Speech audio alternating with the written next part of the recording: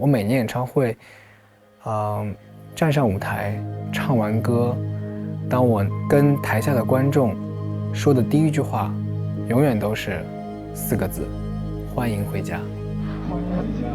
欢迎回家，欢迎回家，欢迎回家，欢迎回家，欢迎回家。我想去做一件想了很久的事。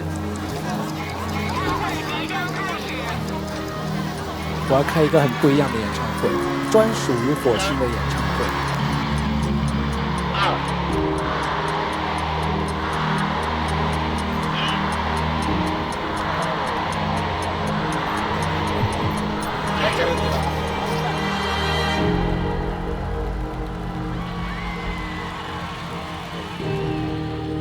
走，一起去看日出吧。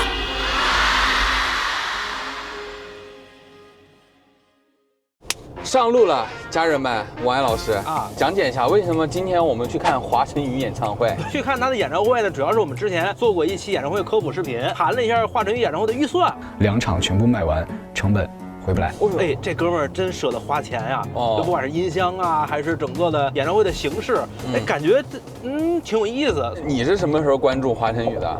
我其实是在快乐男声的时候就关注他，10多年前你就对，10多年前啊，就是他跟那个邵文杰。我的原创有点奇怪，可能要用一种火星文的形式来表达。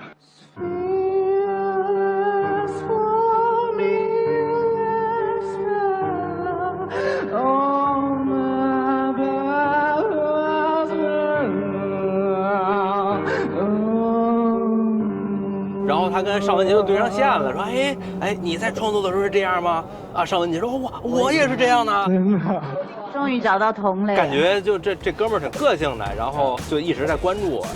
你平时听的歌听得多吗？听过几首吧，像《烟火里的尘埃》，然后呢，还有像是改编的滑板鞋我也挺喜欢的，然后还有一个《哈利波特》的那个前奏那首歌哒哒哒哒，这歌我感觉挺有意思啊。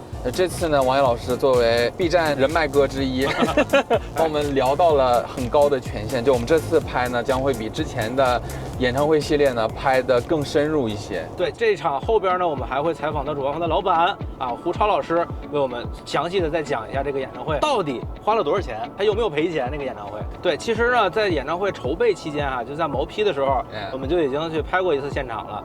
当时呢，现场真的是跟废墟一样，然后很多的路都没有铺好，然后呢，所有的基建都是现搭的，那舞台更别说了，都是现搭的。我看那个你去那儿采访他的那个画面，感觉他已经不像是办演唱会的了。这胡超这也算是个大老板了吧？就跟包工头一样的胡超老师，这穿个军大衣。涛哥，现在这就是演唱会这场地，看着像跟荒地一样的。对，因为它其实就是一块荒废的工业用地啊，然后是我们演唱会的场地的一个雏形，然后我们后续会把它改造装修，对，打造成一个我们理想的一个乌托邦。主办方呢要把这一片类似于废墟的建筑用地变成大家的一个演唱会乐园，这我感觉还是非常大的一个工程，而且主办方老板超哥一直在这边盯着项目，想给大家一个更好的体验。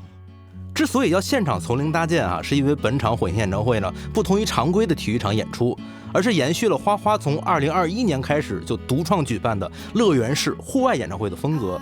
各方面准备呢，相比体育场来说呀，复杂程度是指数级增加的。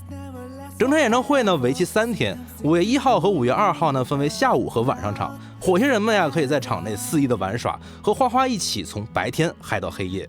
而5月4日呢，则是历史首次的日出场演唱会。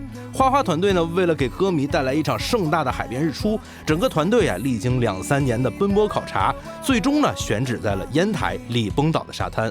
而这一前无古人的惊人想法，只为赴一个约，和火星人相互奔赴。日出场我们会在演唱会的现场看到日出啊，对，是凌晨3点开始。真能想啊，他是怎么想到这样的想法的呢？源于3年前的这个花花的一场这个直播啊，他就问歌迷以后想有什么样的一个互动的方式对，然后有个弹幕就说，哎，有没有可能去做一场日出的演唱会？看日出可以想一想。它源于他之前创造一首歌叫《走，一起去看日出吧》，有这么一首歌，所以花花一说，哎，这个东西还挺酷的，所以就当时有了这么一个想法。那就当时就一个直播就一拍脑门就决定，您就开始干这个事儿。对，就是我们家艺人整个团队，整个的主创团队来说，就是一拍脑门就决定这个事就必须要干，就不计任何后果，不计任何失败的情况下，就这个事儿就必须得做啊！朋友们，我是先给自己叠甲啊，我是纯路人。正常拍视频呢，我要做功课，我要去研究一下这个演唱会怎么回事。这次呢，我特意没做，是吧？给我留个惊喜。对，我相信花花的粉丝是能理解洪程老师的啊。就咱们没看过无所谓，哎，我希望看过之后呢，大家都能在这个演唱会得到前所未有的震撼，很有自信。看完这场演唱会，你一定会对花花留下非常深的印象。这么自信？对。就是现在唯一知道的是，就坐这个车有点羞耻，朋友们。这个车故意把我们的车改成了应援痛车，对，红色是花花的应援色，就是特别显眼，就是感觉一会儿交警就盯着我们。所以王爷老师，你开车规矩点。我很规矩，双手稳抓方向盘这样。然后现在是夕阳，你知道吧？然后我们车是红色的，所有路过我们这儿的那个白车都会被印成红色的，染成了一股日出的感觉。这个5·1啊，大几万位火星人来到烟台，共同期盼着这一场盛大的日出。我们的摄制团队呢，由于带了很多的器材和设备也花费了10个小时，从北京驱车前往烟台，直指烟台火星人沙滩。这所有的车都在看我，社恐了，家人们。好像很多人都追着拍，然后王爷老师就追着拍那些拍我们的人。这边应该就是这次办演唱会的地方了，我们等一下就去这边，然后这边就是养马岛，是一个很好看的海边。那在开场之前，将近10万人要来到这个城市，您压力大不大？要说不大，那肯定不可能的，对。但是就是主要考量的一个就是城市的一些接待能力啊，包括前期啊，我们也大概知道一些酒店啊涨价呀，对，包括一些歌迷这个散场以后的接驳啊，这都是其实压力最大的事情。朋友们，今天是火星演唱会的第一天。我们昨天开了10个小时，到这都已经2点多了啊。然后今天呢，我们早起把这个车放到了火星演唱会 P1停车场，距离整演唱会的现场还有一段距离啊。所以说一会儿我们要去坐接驳车。哎，就在我们这一路开过来，你感觉整个的一个烟台的交通状况，你感觉怎么样？管理的蛮好的，他有那个交警叔叔一直在挟持秩序。对，而且很多引导牌，就是火星演唱会引导牌，包括是看到很多接驳车在机场接观众过来啊，这个安排还是非常到位的。而且粉丝巨热情，一直围着我们的车拍，对，很热情。见面的时候，王爷老师辛苦了，谢谢你，对，特别感动，非常温暖啊！好久没有人这么跟我说话了，特别开心。而且就是这个演唱会周边做的也蛮好的，不仅有这样大的停车场，那边还有粉丝的打卡地。是的，对，这一路指示都非常明显，写着欢迎火星人回家，你去看一眼吧，看一眼。别问可不可以，只说开不开心，其他都别在意。对，这个5·1献给了火星演唱会，绝对是不亏的。就是很好奇，为什么就这么大的一个流量艺人要来这种地方开演唱会？这地方真的偏的有点太偏了，它不在烟台的市中心，离烟台还有将近1个小时的车程，离机场有2个小时。哇塞，朋友们，这人好多啊！现在是排队入场的是吧？现在没检票呢，我们还有1公里还能入场呢。然后你看这个队伍，过了安检的朋友们都是跑进去的。哇，迫不及待了，真奔赴哦！我现在在等工作证，今天有排面了，朋友们。哎 ，hello， 对，哎，好，谢谢。我们总共是5个人。哇哦，演职人员拿到证啦！哇，有证就是不一样，感觉肩膀都不疼了。希望各位也能体验到拿证进来的快感。进来啦！那这个烟台日出场也是属于这个乐园式的演唱会哈。对。之前您还办过像是杭州、成都。对。那这场您耗费的精力是不是比其他场要大一些？那一定的，因为它的这个参与度、它的代入感、它的这个体验度是和我们常规性的体育场和体育馆是完全不同。做体育场的话比这个要简单。对，做体育场。就相对来说环境可控，就它就是一个正常的演唱会嘛，对，就当放假了。对，朋友们有证儿，真好，好大呀，给我震惊到我说不出来话了。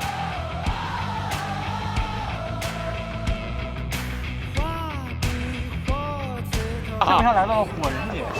哦，是有点，都是沙漠，都是沙漠哈。哇，其实前面就是沙滩了。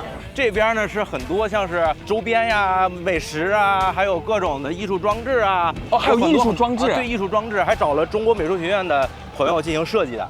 乐园不得有吃的，有喝的，还有卖周边的。哦，还有卖周边的。对，我可以，那卡西莫多的礼物啊，这是他第一张专辑的名字，也是他的周边店，我们可以买一些给粉丝抽奖，可以吧？卡西莫多的礼物变成王野的馈赠，拿出你的大信用卡，我们刷一下。所有的店啊，给大家买遍，给大家抽奖，可以吧？买遍，买遍，所有的店我们都要买。一键3连。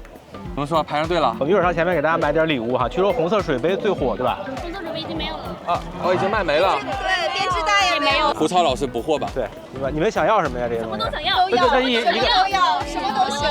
那一个来1份行吧？可以，都要。OK， 朋友们买到了哈！这次我们强烈应援一下花花哈，这里面什么都有，到时候给大家抽奖哈。微博、B 站咱们都抽，好吧？哎，除了编织袋跟杯子没买着。那个后面我们再想办法吧。希望这个专辑哈，防晒服、卫衣、T 恤，这是毛毯、餐垫、手机绳，这边还有那个充气沙发，大概有这么多。是的，可以到4本是吧？还玩一次，好的，点点拿过来。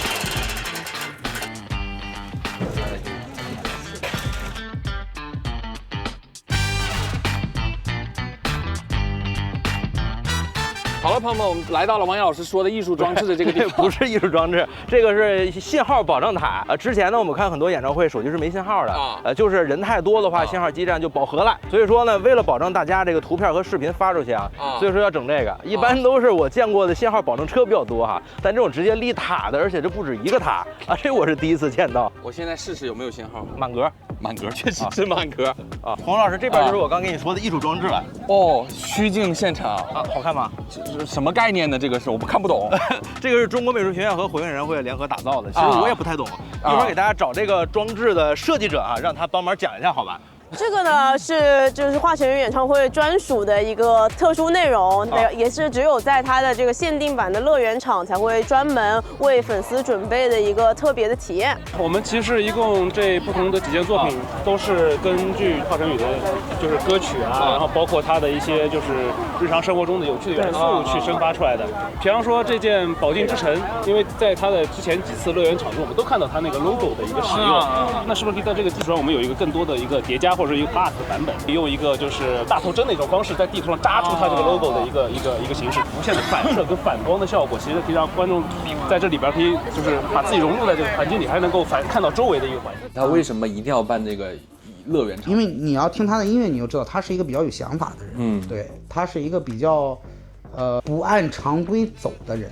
从演唱会上的角度来讲，他也愿意去尝试别人不敢尝试或者别人不愿意去尝试的东西，就是我觉得他会有不同的想法，会有不同的创造力，才能使我们的这个观众更知道我愿意去体验什么样的现场，对吧？对于所有的歌迷来讲，我有了选择，就是我们会有不同的舞台，会有不同的场景，就是它会适合喜欢各种不一样场景的不同的歌迷，对。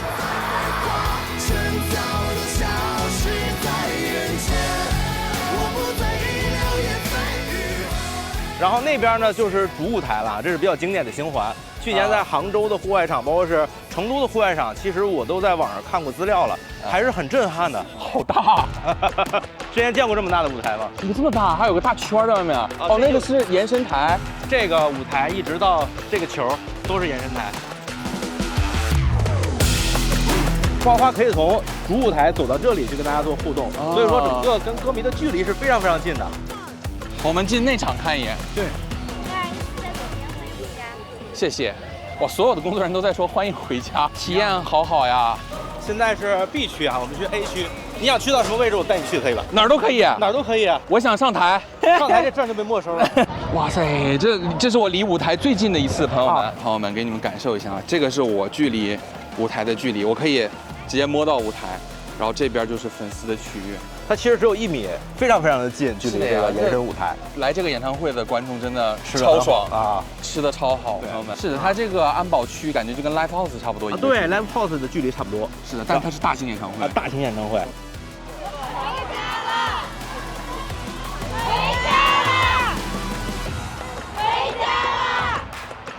朋友们，今天是第一天的演唱会的第一段开场，然后呢还有1分钟啊，花花就要在这边走过来去上班了。朋友们，你们感受不到，就刚才我们上台看了一眼啊，底下全是人，对，都是人。但是其实哈，粉丝们呐喊华晨宇回家吧，在后台是可以听到的，是好清楚。所以说大家绝对是白喊。现在就有一种就是打仗前的那种肃静的感觉。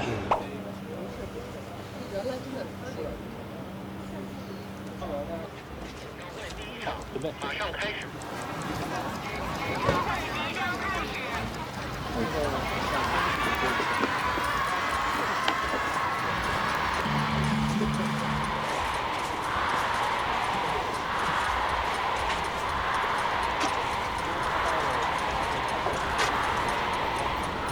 交给你了。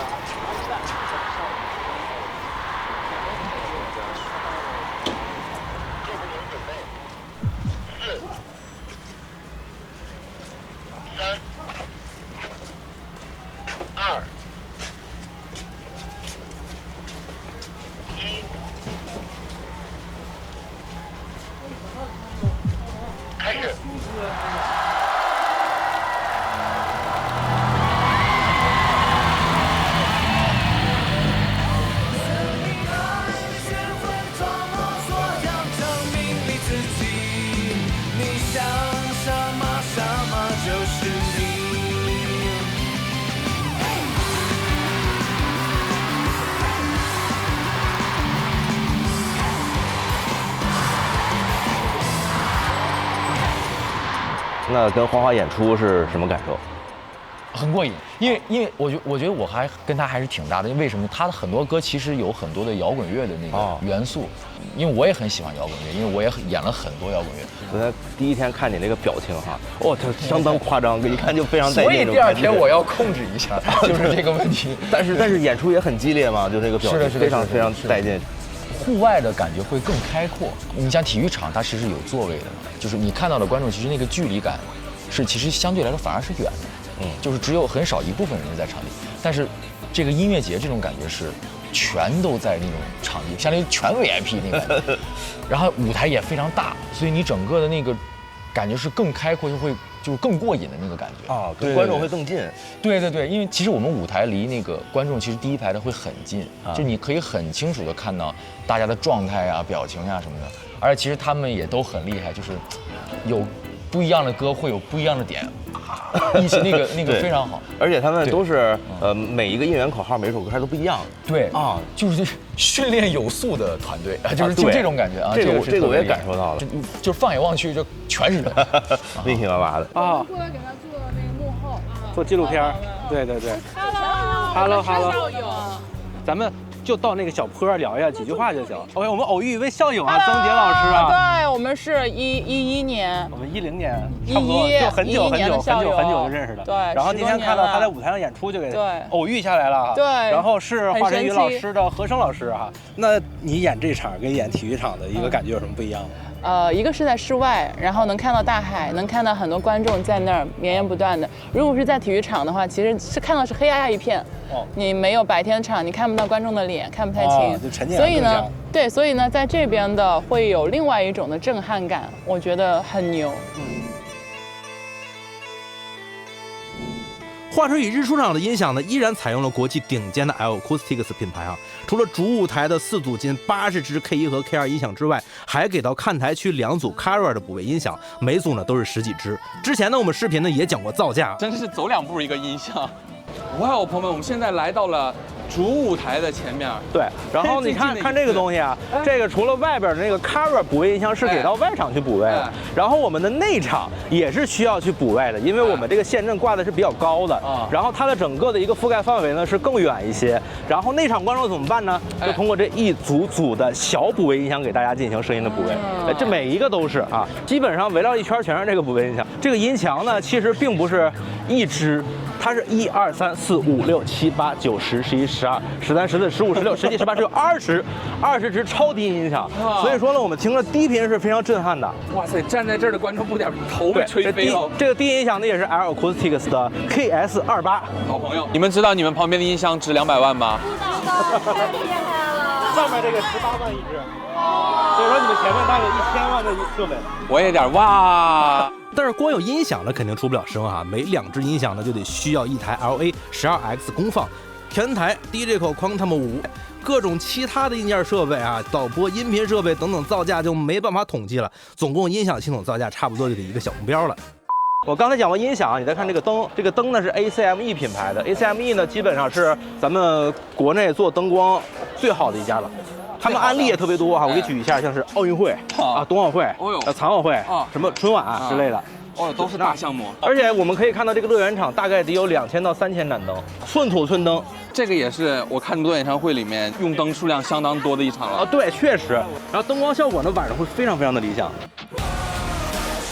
夜幕降临后啊，和璀璨的灯光效果一起大放异彩的呢，还有这面巨大的由奥运团队打造的镜面舞台屏幕，整个舞美壮观惊艳，整体呈现水准极高，给歌迷带来的观看体验呢，放在全国来说呀，都是数1数2的了。这就是后台的区域了，感觉你领我走进了一个不得了的地方啊！钢铁丛林，好吧，平地起高楼就成这样了。哇啊！我还第一次看到大型演唱会的后面长什么样。哎，等一下啊，王老师，我们是不是现在走到了休息区啊？对，花坛宇在里边。在哪儿？这里，在这张帐篷里。对，我们就不去打扰他了吧。要不我们问一下你家音箱是什么？愤听挑战是吧？然后正对着这些休息室呢，就是上台的台口。其实呢，我们演员上台的时候，并不只有一个台口哈，可能在随机的某个机关或者是某一个台口上，然后这个是根据整个演出的一个策划情况。接下来他需要在舞台哪个地方出现？然后演员换装呢，其实不在这些休息室里啊，是在这底下还有一个区域是给花花进行换装的，然后就会在一些 VCR 或者是一些比较有意思的桥段里边，差不多，然后快速的去换装，3分钟。但这个流程我还是非常感兴趣的啊！你想看他换衣服？这应该拍不了，这播不了，对吧？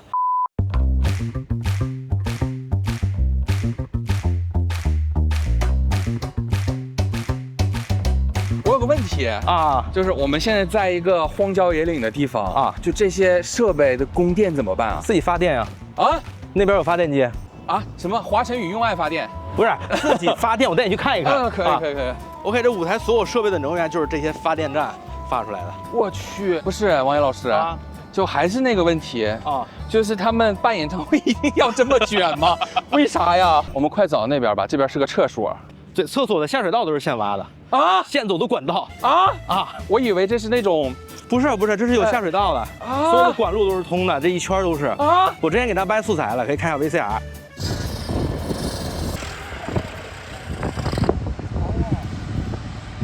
我真正好，我以为这是茅坑，这有管道的。他们这底下埋了排水孔，所有的硬化地面底下都有排水孔。不是，咱做个演唱会没必要做到这个程度吧？看您整个的就搭建呀，整个的舞台呈现都非常的烧钱哈。比如说灯光，我看这几千盏吧 ，ACME 比较顶的灯啊，为什么就每次都要干这么满呀？把这个演唱会的配置？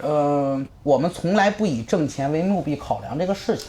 哇，对，就是从来没有。从火星演唱会的第1天成立开始就没有把这个事情以盈利为目的考量，也不能说情怀吧。我们对这个火星演唱会这个品牌，包括艺人对火星演唱会这个品牌，因为这是他付出所有心血去酝酿的这么一个和孩子一样的事情，所以大家都比较珍惜。好东西都往上很多细节呀，包括很多的这个您刚才说这个灯啊，包括镭射呀，包括我们展现出来的很多效果，我看现在网上也在发酵，大家在对，就是你哪怕看到我们一点点的这个心血或者不一样的地方，可能你就觉得值回票价。我们这么多歌迷跟着我们这么多年，也想让大家觉得物超所值吧。对，那跟花花一起演出和跟别的艺人一起做演唱会，感觉有什么区别吗？我觉得区别还是挺大的，就是他对音乐的要求，就是他会有非常独到的见解，而且能精确到细节。包括对整个舞台呀、走位呀，然后一起排练啊什么的，我觉得都很敬业。他旋律的想法就是很不一样，就是很厉害。而且后来我才知道，他是音乐学院的，就是科班出身，科班出身，就是这很厉害。深入的接触，因为我们歌曲很多嘛，这个接触了很多他的歌，发现他真的音乐性上面的东西还是很厉害。就是很有他自己的想法，就非常好。哎，你感觉跟花花一起唱歌，这个唱的复杂吗？我觉得每首都很复杂，因为我觉得他是个艺术家，他的每首歌的变化非常多。包括音乐的设计、编曲的设计、和音。各种转调，就很多艺术感的东西在里面，挑战力也很大。对，那你感觉花花这次火星演唱会，你感觉最特别的一首歌是哪首歌？其实说实话，他很多歌都特别，他的旋律的那个状态是很不一样，就很厉害，就跟很多现在歌其实是不太一样的。对，就是他的旋律线条里有惊喜在里面，然后包括男歌的制作这些。它就会让这个音乐很有惊喜感，很有新意，但又不会让你觉得不流行，你排斥。它不是那个接受度是很好，内行的门道，外行的热闹，它全有。而且它很多歌我发现就是互动感都很强。对，而且它很多有那种互客的感觉，因为它对，就这些就是让大家可以很简单就在一起互动起来，这个是非常好。然后再停一拍，让大家去参与进来，对，这感觉特别好。这个非常好，感觉花花的音乐会更完整一些，整个的演绎。是。这个日出场演唱会就这场包括烟台整场演出，你们提前多久就开始准备？我们排练的第一次应该可能是在3月末或者4月初那会儿。3月。对1个多月。我们排了，因为它歌曲数量其实非常多，但具体多少首我就不透露，因为花花会连演嘛，他连演他是希望有不同的歌曲就不希望2天一模一样的那种，他希望有新意，所以我们的歌曲数量是很多的，所以我们从应该是4月初就开始排了10几20次得，而且是那种大段时间的排练，可能是7到8小时以上的每天，所以说是，而且男歌的要求其实很严格的，就是所以他每一个细节，谁跟谁怎么对什么的，他都会要求很严格，所以说我们花了其实是很久的时间，很用心去排这个。那比起之前的演出，这场累不累？感觉？就是他辛苦，他是一定的，因为确实因为他还有下午场，还有晚上场，他整个的这个演出量确实是巨大的，但是呢，其实这个体验我觉得是很好的，就是。很过瘾，真的很过瘾。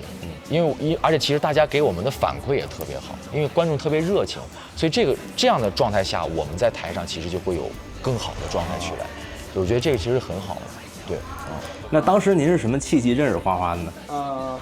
对，是因为他当时这个他们那个选秀完了以后，天娱每年选秀完了都有一场，都有这个一轮的叫做巡演。对，但是他们。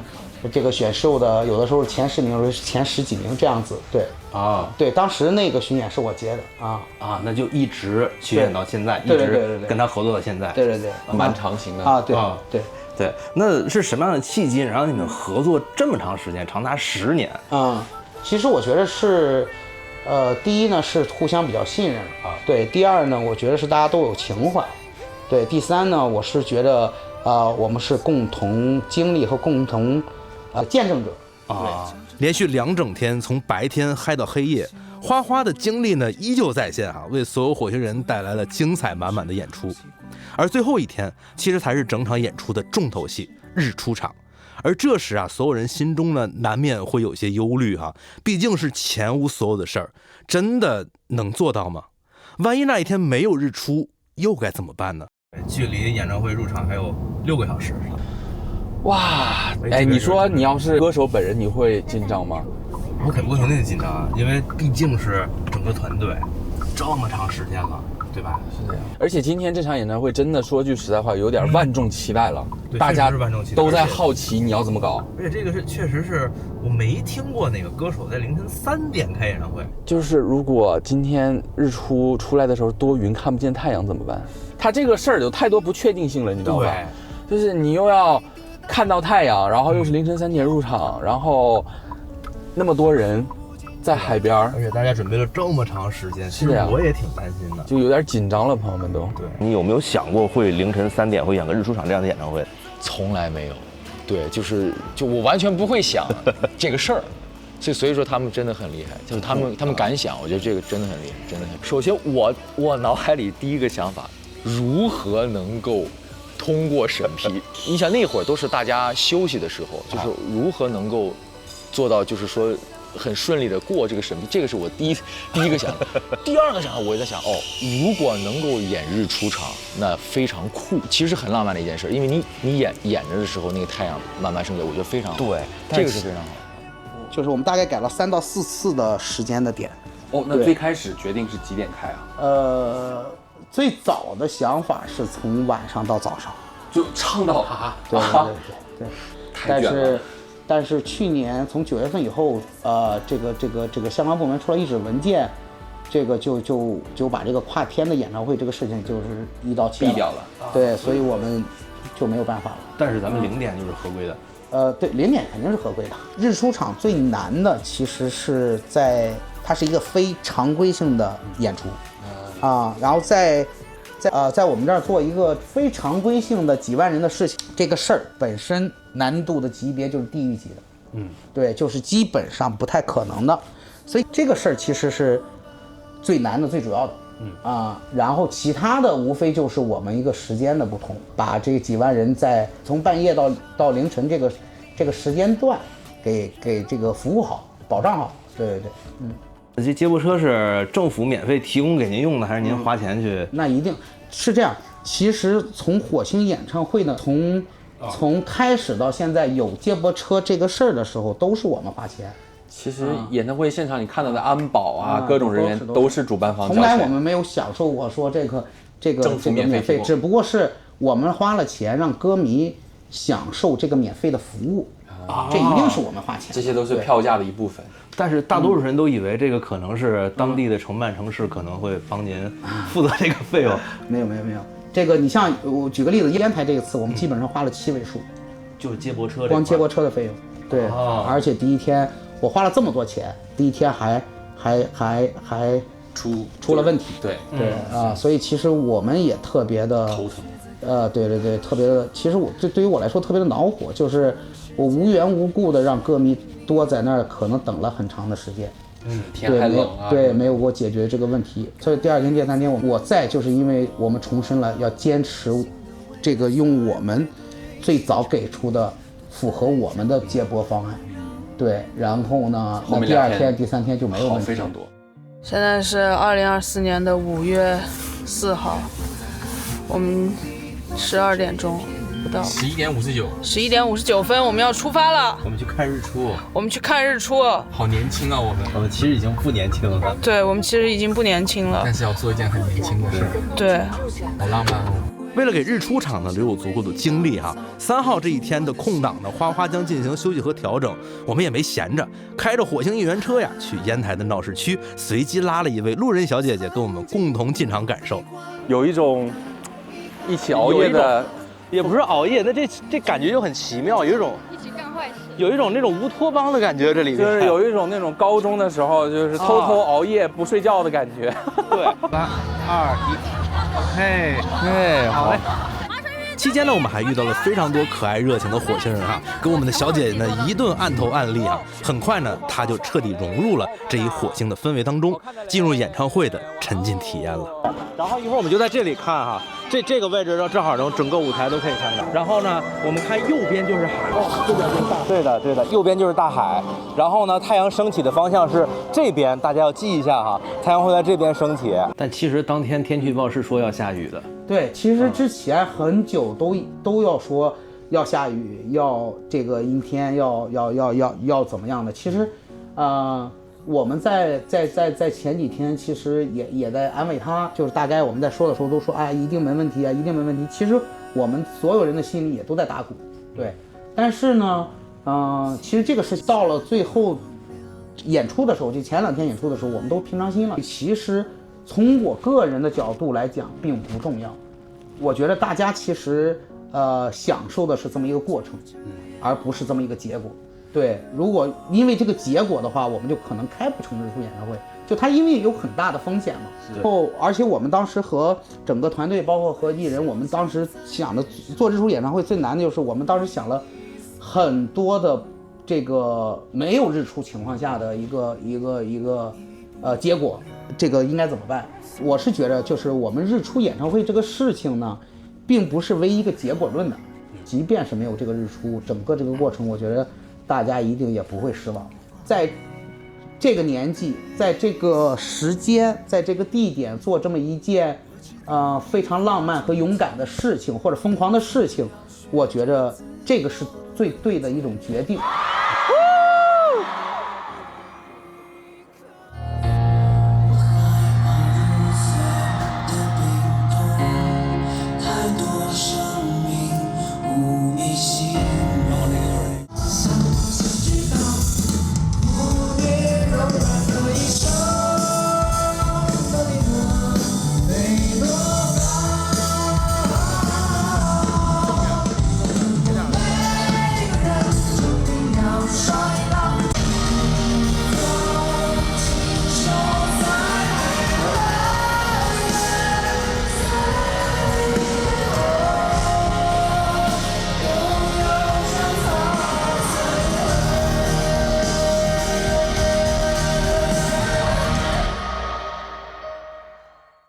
朋友们，看我们背后的这个天，亮喽！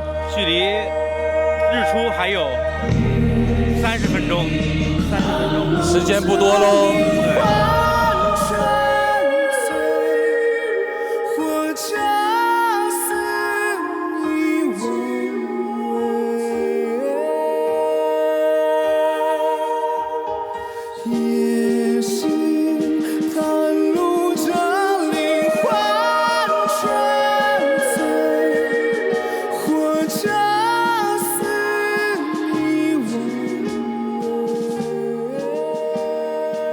花花就这样又唱了一夜，渐渐的，我们看到天际缓缓被曙光染上了第一抹亮色。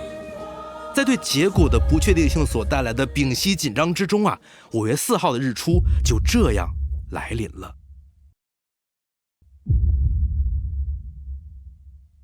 接下来这首歌曲，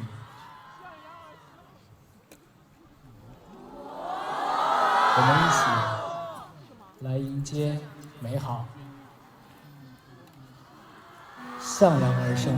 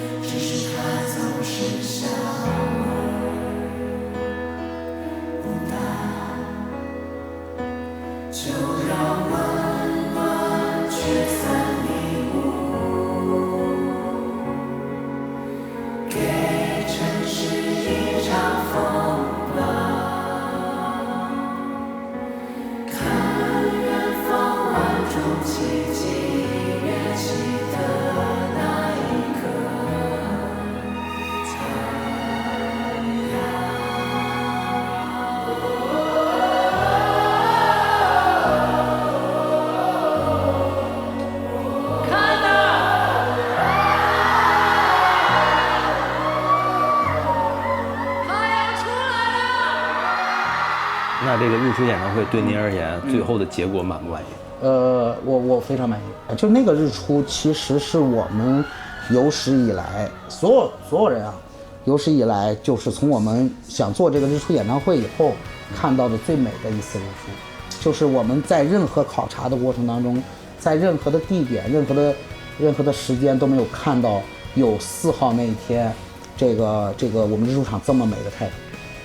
就完全美。当时我们所有人也都惊了，这也是众望所归。对，应该最好的安排吧。就当太阳升起的那一刻，我觉得一切都值了。我们下来沟通，他也是这么想的。不管再困难，不管是这个遇到很多的这个问题，但是呢，就是在太阳升起的那一刻来讲，其实我们所有的努力都是值得的。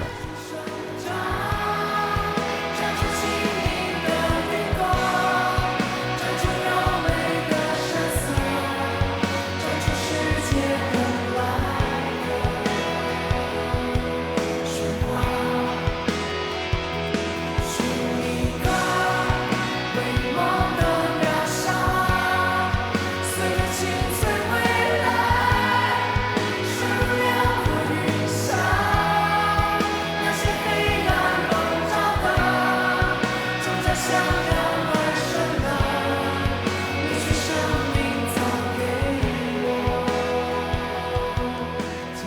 就这个事情我能不能看到日出，或者是日出会不会很美，那天会不会这个下不下雨？对，下不下雨，其实从我个人的角度来讲并不重要，它其实是我们就是艺人和他歌迷的一个约定，然后呢也是说我们去享受这么一个过程，是共同去追梦，共同去这个疯狂，共同是青春的一种非常难忘的体验。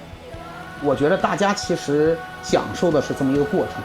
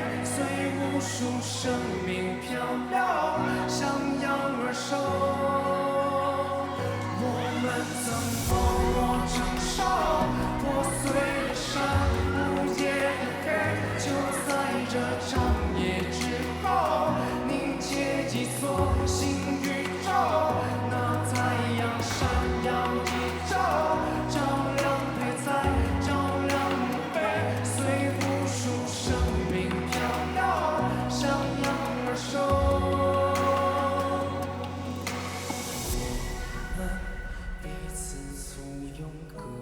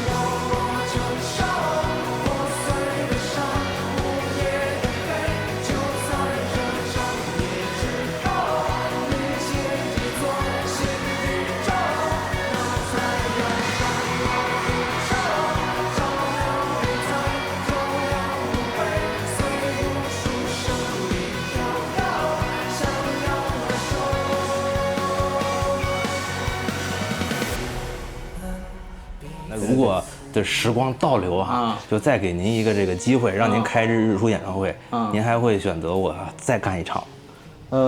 还会干。就像其实日出演唱会一样，或者就像当时鸟巢一样，很多事情是我们当时一拍脑门的梦想，但是后来我们都已经把这个事情给实现了。对，当然这个里面最大的功劳都是艺人嘛，对吧？因为他是这个我们整个火星演唱会的灵魂，对，然后他是这个歌者，但是呢，他的很多梦想呢，也我们一块儿也替他完成了，也是大家一块儿完成了我们共同的梦想，互相成就。对。就是作为你自己个人出发，办这样的演唱会，您的初衷或者愿望是什么呢？完成我们共同的梦想，我觉得不管是不是我们粉丝都很替我们骄傲和自豪的。我觉得这个事情就是我们最大的一个做这个事情最大的成功或者最大的欣慰，就是大家会觉得哎，中国还有这种的艺人，还有这种的演唱会，还有一帮去共同去完成追梦的这个过程，或者是这个浪漫的这个过程。我是觉得这个事情是比较骄傲和自豪的。对，每一个人都能在这里得到自己想要的力量吧。对。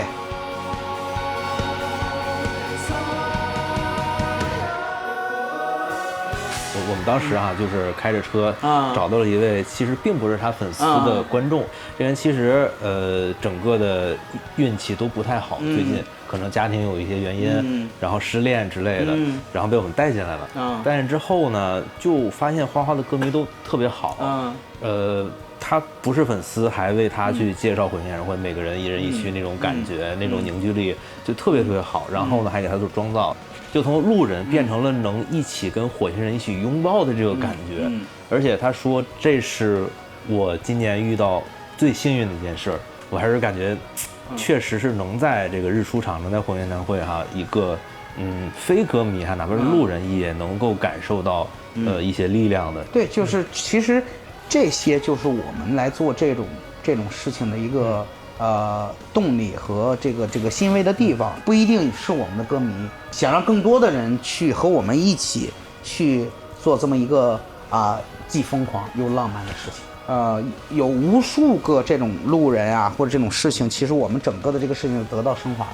就我们想把我们这个体验的，我们歌迷体验的，我们所有的包括艺人体验的这些浪漫去勇敢追梦的这个事情，传递给更多的人。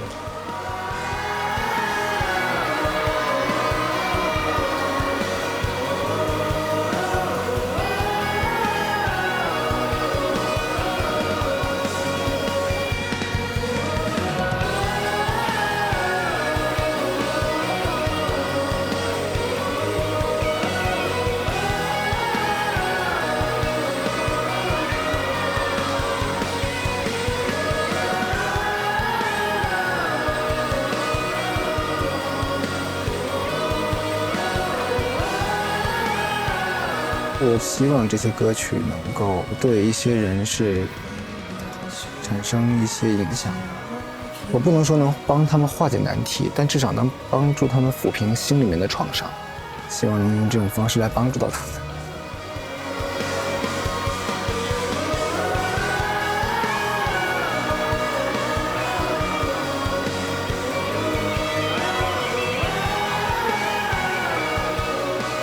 我觉得开演唱会仍然会让我觉得很温暖、很安全，这是很享受的一件事情，因为你能，就是我能从心底在现场能感受到爱，对，爱。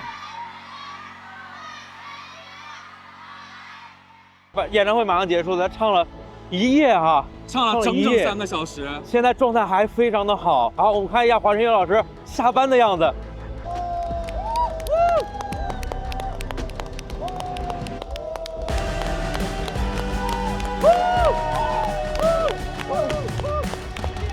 牛逼！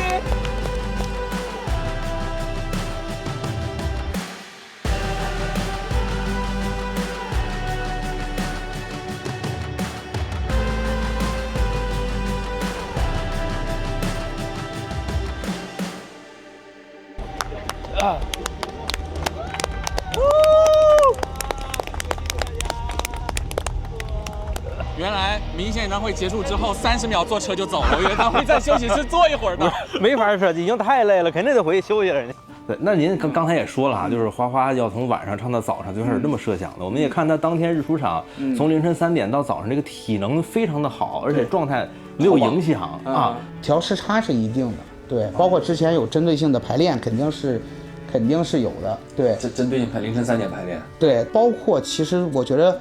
是他的一个期待啊，包括整个团队的期待，大家都是比较亢奋的啊，因为这个确实自己带头拼。对，因为这个确实是不是一场这个常规的演出，就像我们之前所说的，就是这是可能我们近几年来最重要的一场，对火星演唱会，对。就下台的时候，我们去拍他下台的状态，一路跑下来的，非常非常的开心，整个状态非常好。肯定的，第一完成了。他的一个梦想，完成了和歌迷共同去想要完成的事儿，而且得到了一个结果。虽然我们之前说结果并不重要，这个又有过程又有结果，这个事情相对来说比较完美了，所以他一定也是很开心的啊。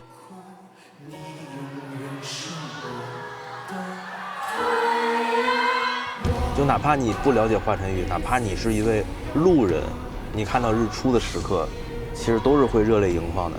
就是这样，几万个人共同期待那一个时刻的时候，而且他还真的把这个太阳唱出来了。虽然天气预报说要下雨，但是现在此时此刻万里无云。事实证明，这个世界还是有这样疯狂的人做疯狂的事情才会更有意思，要不然太无聊了。就像我来之前我说嘛，我说我不怎么听华晨宇，我是不了解他的，就是我其实是对他整个的这个文化体系以及他的音乐人格是不够了解的。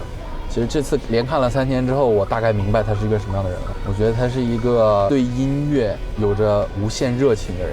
娱乐圈很流行搞一些什么人设什么的嘛，但是一个人真喜欢一个东西，你是藏不住的。是的，就你不喜欢这个东西，你装你喜欢，你没有热情，对观众能看出来。华晨宇利用他的音乐和舞台，创造了一个叫做火星的概念，然后他的粉丝呢认可并承接了这个概念。就是他们是一个互相成就的一个体系，这点我也觉得特别好。就是今天其实最后几首歌的时候，就看到华晨宇的粉丝们都抱在一起听歌，这是我在其他演唱会上面几乎我就真没看过。哎，对，粉丝特别的团结，就像一家人一样，一家人一样。对啊，就是华晨宇给你们制造了这个世界，粉丝们就真的住在了这个世界里面。人与人之间，几万人之间找到了共鸣。你站在现场听那个15分钟版的《向阳而生》，你不可能没有一点点感触的。你站在你前面是华晨宇在唱这首歌，然后你一回头就看着太阳从海边升起来，哎呀，好棒呀！特别棒。看了个日出，还看了一个很棒的演唱会。现在有一种这个世界上的心事都了了，可以结束了的感觉。现在只想一睡不醒了。好的，朋友们，以上就是本期视频的全部内容了。别忘了点个关注，一键3连，给这个困了睁不开眼睛的王野老师一点动力。对，那如果你想让我们去看哪位歌手的演唱会啊，把他的名字打在评论区或者弹幕当中哈，没准我们真的会去到现场啊，也许也会找到本人跟他聊一聊，那就看各位的硬币投的多不多了，好吧？好，那我们下期再见。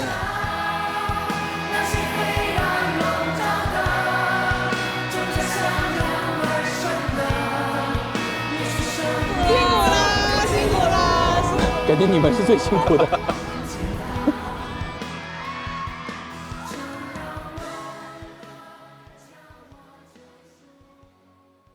那这日出演唱会都这么带劲儿了哈，那以后还有什么打算把这演唱会整出更绝的一些创意？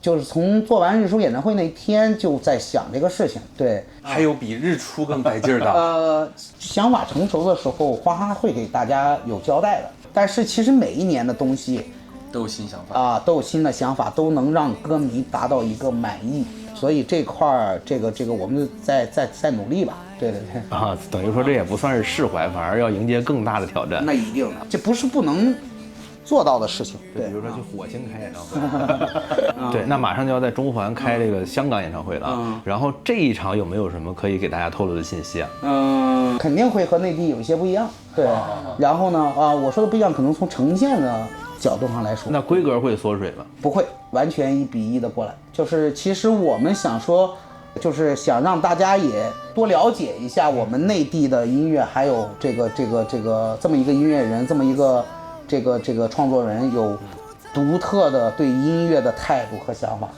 也就是在香港这个地儿，也就是想把火星演唱会展示给世界更多的人看，你是有这个想法？对，这是我们的这个最初的想法。那今后有没有打算就开世界巡演呀？就是还是那句话，就是到了合适的时间做合适的事儿吧，也不排除吧。OK， 那我们最后再期待一下火星演唱会给大家带来更多的惊喜啊！谢谢王老师，谢谢所有对我们火星支持的朋友们，谢谢。OK， 那就这样。那好。OK。